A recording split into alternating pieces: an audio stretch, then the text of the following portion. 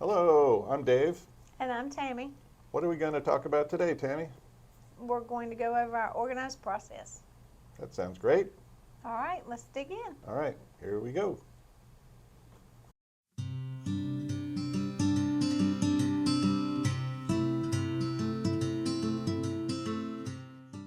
So here's an outline of our organized process at Stevenson Vestal from start to finish. And there are 8 stages here or steps. And the first one is all about you, the designer. It's our workroom form that is appropriate for quote requests or orders. And beyond that, our CSR is going to send you back information in the form of quotes, or if there's any questions later on when we've converted your quote to an order, there might be a Q&A form that's sent. Beyond that, we have automated reports, and there's an open quotes report that tells you what are the outstanding quotes that you've got with us. There's a materials received that's an early heads up. There's an order confirmation when we release your order. There's a status letter that you're going to see every week. And finally, there's an invoice that should match the order confirmation that was the last word on what we're going to do here. So let's take a step-by-step look at this. Here we go. Here's our workroom form. It's intended to be used in a minimalist fashion. It's a available digital fill-in or a paper form. Uh, what we're really looking for is a complete product name, as well as how wide, how long, how many. In the case of draperies, whether it's a pair or panel. In the example here, you see an 88-inch wide face width for a drapery. If you want to order a stationary panel, you would leave that space blank and fill in number of widths left and right, and just tell us how many widths of fabric. This also allows you to fill in background information at the top and fabric information at the bottom. There's more details about this in our separate video that's about writing a work order, hosted by Joan Stevenson and one of our CSRs, Crystal. You'll want to make sure to check that out. Let's take a look further down the path here.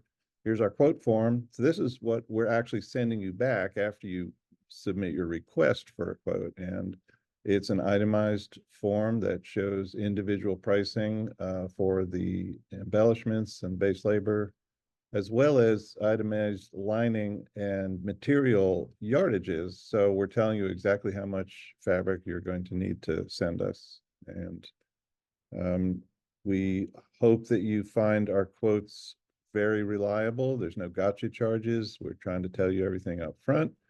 Ideally, you can get a quote done and it will still be the exact same presentation when you get your invoice. If anything changes along the way, we're going to talk about that though in a minute. We have some other ways of supporting you here. One of the steps is we might have a question after we change your order to your quote to an order, and we have a Q&A form, and this allows us to put that in writing. But of course, your CSR is always available on the phone to talk to you.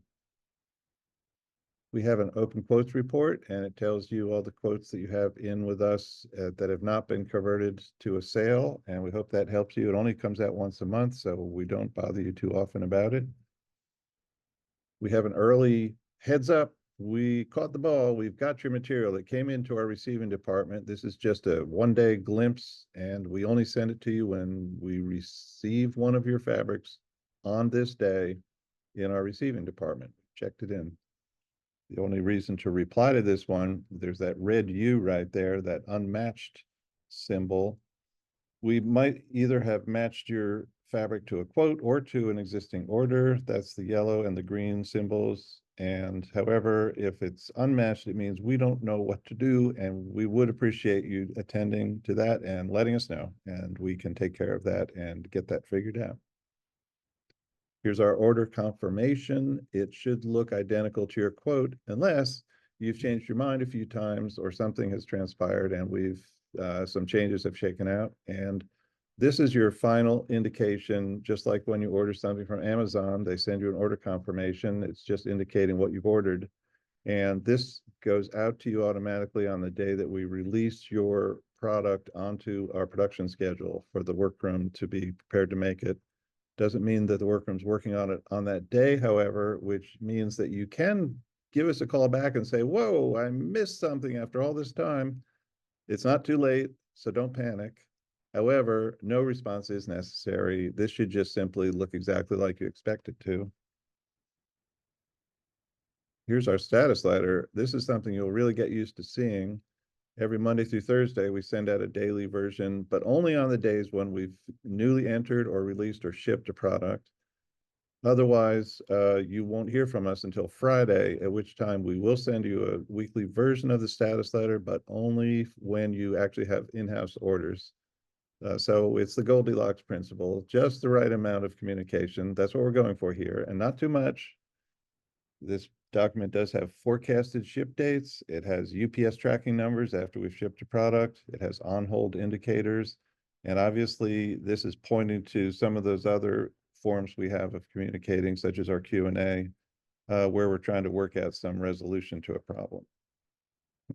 Here's the invoice. And the reason we include this in this tour of our organized process is mainly that we want you to know that we expect you to recognize this as valid and identical to your order confirmation. We have told you what we're going to make and release it to the workroom, and this should look like a valid set of information that you recognize as such. So it does have a status letter style indication of the UPS tracking number. So it's sort of a one place to glimpse everything that's going on. This goes out on the day that we ship products. We also send the invoices at the end of the day. Hope that's helpful. And that's the end of this process. Let's take a look at the summary one more time. Again, the very beginning is you, the designer. We have that workroom form just for you. The CSR is involved to get you information back so you can get this order started.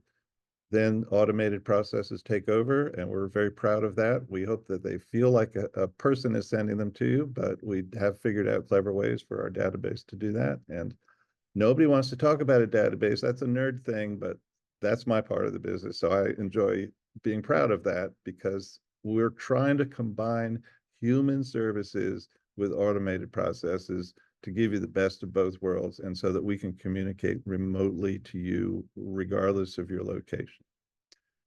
There you go. That's the whole picture and the summary of our organized process. Okay, Tammy, I think that's about all that we want to say about our organized process. I know there's some other subjects that are of keen interest. Tell us about the next video up in our series. The next video in this series is going to be the life of a work order.